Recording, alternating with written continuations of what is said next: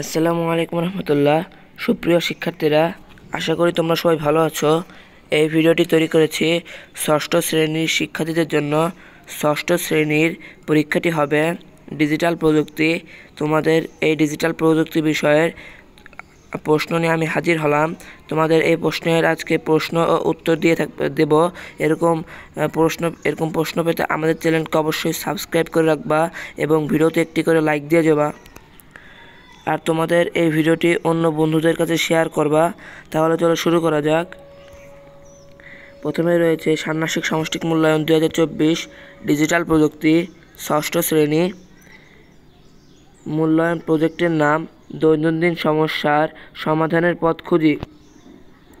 তোমাদের বিদ্যালয় একটি অনুষ্ঠান আয়োজন করবে যেখানে সকল শিক্ষার্থী তাদের সমস্যাগুলো তুলে ধরবে এবং তা তোমরা একক ও জোড়ায় কাজের মাধ্যমে সমাধান করবে।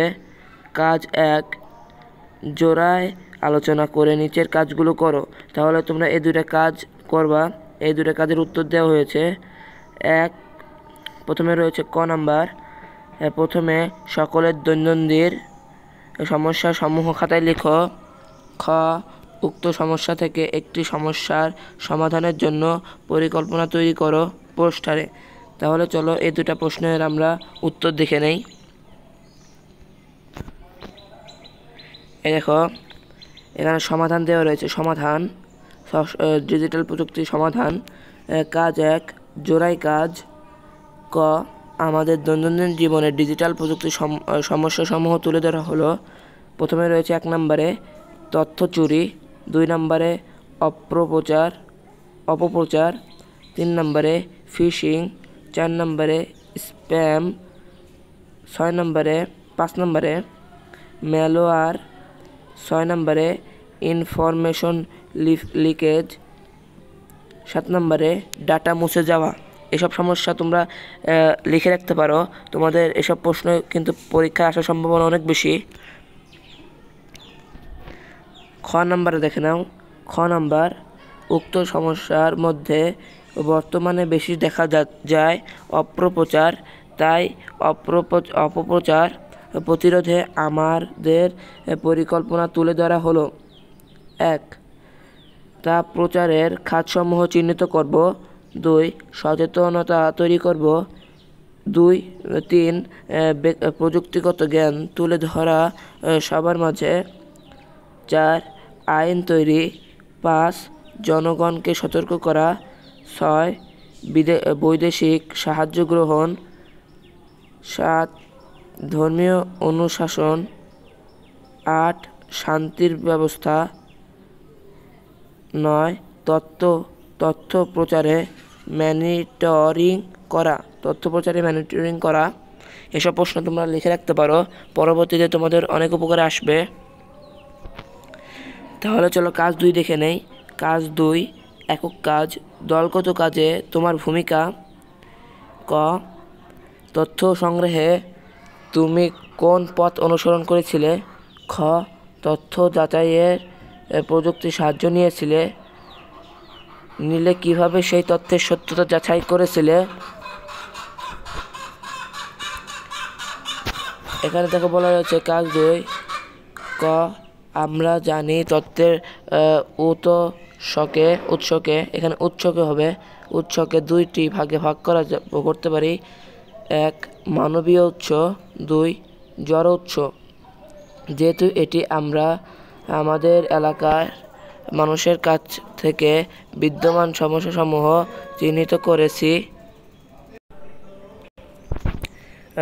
করেছি, তাই বলা যায় এটি মানবীয় উৎস।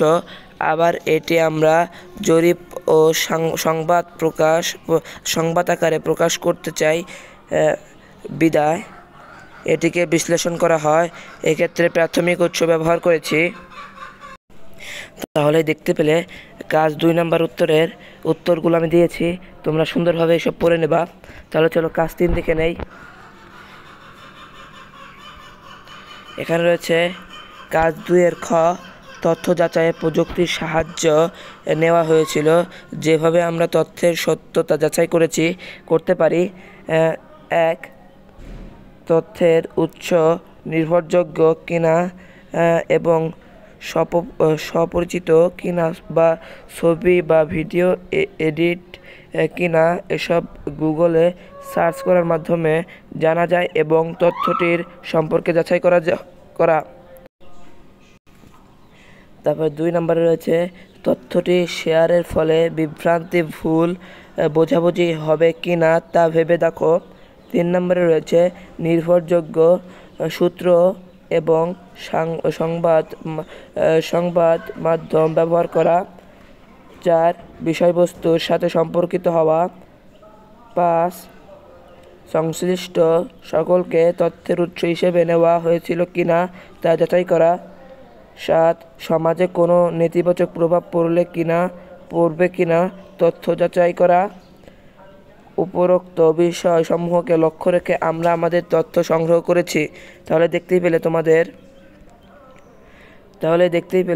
তোমাদের কাজ 2 এর উত্তর দিয়ে দিয়েছি। তোমরা এসব ভালো করে পড়বা। তাহলে চলো কাজ 3 দেখে নেই। এখানে লেখা রয়েছে কাজ 3 ক ভুল তথ্য কিভাবে সমাজে ছড়িয়ে পড়ে এবং প্রতিরোধে তোমার করণীয় কি। খ তথ্য ব্যবহারের সঠিকতা যাচাই শিরোনামে একটি প্রতিবেদন লিখো। তাহলে চলো আমরা কাজ 3 এর উত্তরগুলো দেখে নেই। কাজ 3 এর উত্তর ক তথ্যের সঠিকতা যাচাই করতে না পারলে তথ্য ভুলভাবে পরিচালিত হতে পারে। আবার অনেক সময় কিছু স্বার্থান্বেষী মহল ইচ্ছা করে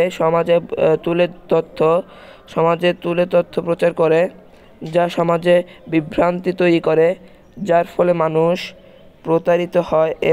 এই তথ্য প্রচারে তারা বিভিন্ন মাধ্যম ব্যবহার করে থাকে, যেমন সোশ্যাল মিডিয়া, পত্রিকা, ব্যানার, মোড়ক, লিফলেট ও যোগাযোগ মাধ্যম।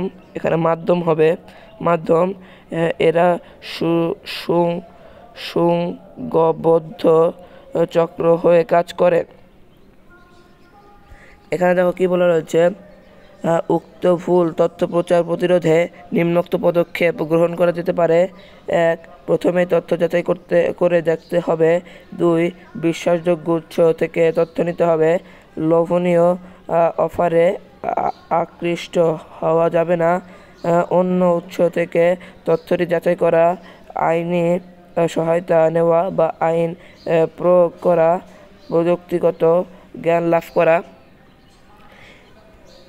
এটা ছিল কাজ 3 এর ক। এখন চলো কাজ 3 এর খ দেখে নেই। কাজ 3 এর খ বলে রয়েছিল প্রতিবেদন তৈরি করতে বলেছিল, তাই এখানে প্রতিবেদনের শিরোনাম তথ্য ব্যবহারের সঠিকতা যাচাই। তৈরির তারিখ, এখানে একটা তারিখ দিবা তোমরা। প্রতিবেদন তৈরির সময় সকাল 11টা। ক বিদ্যালয় আয়োজন তথ্য ব্যবহারের সঠিকতা যাচাই অনুষ্ঠিত। এখানে রয়েছে, তারপরে এখানে বলা রয়েছে জহির খান, ঢাকা, 20 জুলাই 2024। তোমরা এটা ভিডিও স্টপ করে দেখে নেবা। এখন যদি এটা বলতে চাই ভিডিওটা অনেক বড় হয়ে যাবে, তার জন্য তোমরা এটা ভিডিও স্টপ করে পড়ে নেবা। এই হলো তোমাদের আজকের প্রশ্ন।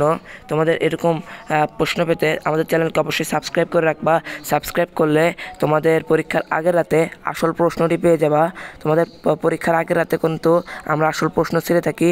আসল প্রশ্ন কিন্তু আমাদের হাতে সবার আগে আসে।